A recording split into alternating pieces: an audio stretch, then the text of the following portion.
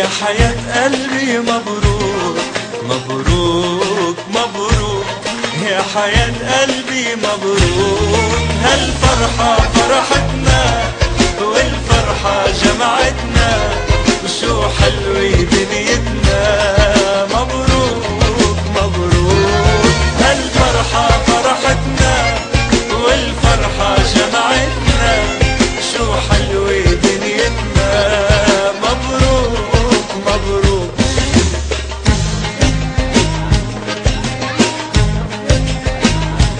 يا سلام. قد ايه انا عارفه ومقدره يعني ايه الاب والام بيبقوا تعبانين نفسيا وبيبقوا اعصابهم مشدوده جدا عشان اولادهم، بس حتى اولادنا اللي ما حققوش انا برضو بحييهم لمشاركتهم في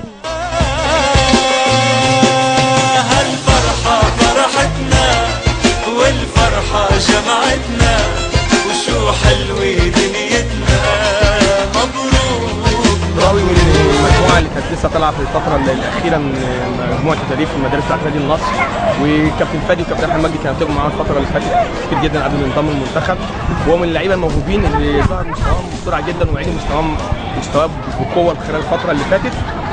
ده اللي ساعد هو ينضم بسرعه للمنتخب، وربنا كرمه كويسين جدا ومصنفين فريق ال 14 اللعيبه هنا اشرف كانت مصفيه فتره 24 واخده اول في التصفيات، كان اللاعب طبعا هو واخد اول في ميزانه، واللعيبه شاف لسه كان واخد اول في ميزانها، ولاعب عمرو كان في البطوله ديت متفوق على نفسه، بس يعني خسر بالنقطه الذهبيه بالتالي ما انضمش هنا مجموعه المنتخب.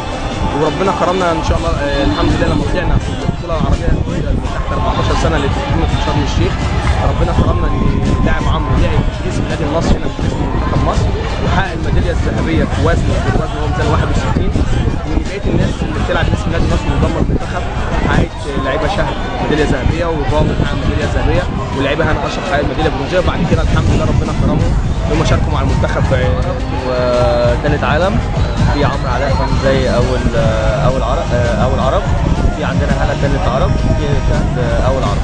تمام. كلمنا بتعملوا ايه معاهم يعني عشان توصلوا للمستوى ده؟ هو احنا بنجتهد عليهم، وهم بتبقى فترات الشغل بنكثف لهم الشغل بتاعهم، بنعمل لهم معسكرات بنجتهد عليهم على قد ما نقدر، فبنلاقيهم هم متابعين معانا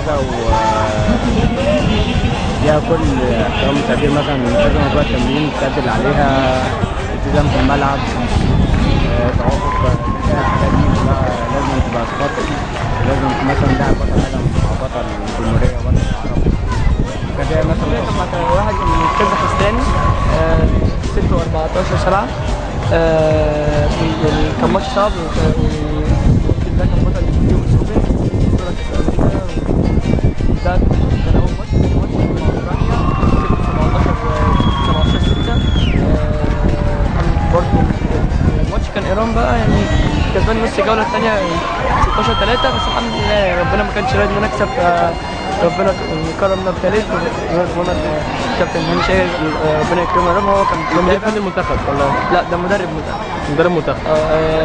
هو يعني كان بيتابع الماتشات وكان بيقول لي ده بيعمل ايه، يعني كنا بننزل الحمد لله واثقين في ربنا سبحانه وتعالى، وبعد كده وصلنا كباتن، وربنا كرمنا قبل البطولات على طول بيعملوا معسكر،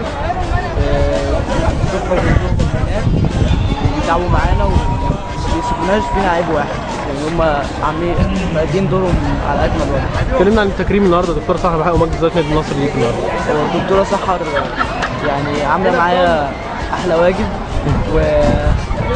ويعني عملت معايا كل حاجه اللي طلعت على حساب النادي طول الشهر، والحمد لله واقفه جنبي وباركت لي قوي.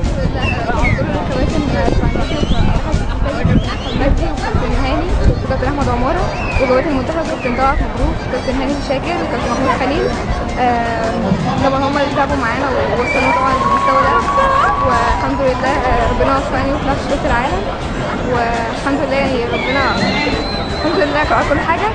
ما حققتش، بس كنت وصلت لغايه تعادل انا والبنت اللي قدامي من روسيا، وصلت تعادل انا وهي 5-5، ولعبنا جولد بوينت على النقطه الذهبيه بس.